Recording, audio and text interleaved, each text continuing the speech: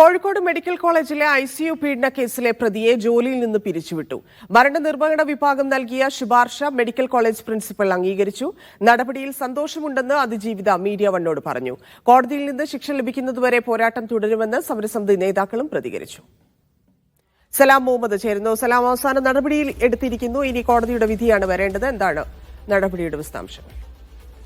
2023 March 18 കേസിനാസ്പദമായ സംഭവം നടക്കുന്നത്. Thyroid ശസ്ത്രക്രിയ കഴിഞ്ഞ് ICUവിൽ ചികിത്സയിൽ കഴിയുന്ന യുവതിയെയാണ് അറ്റൻഡറായിരുന്ന പ്രതി പീഡിപ്പിച്ചത്. തുടർന്ന് നടത്ത കേസിലാണ് ഇപ്പോൾ നടപടി ഉണ്ടായിരിക്കുന്നത്. ഈ കേസ് ഇപ്പോൾ നടന്നുകൊണ്ടിരിക്കുകയാണ്.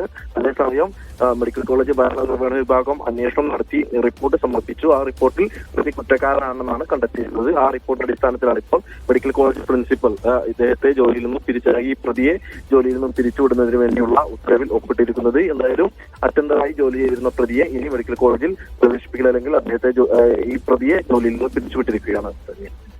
ശരി, സലാം.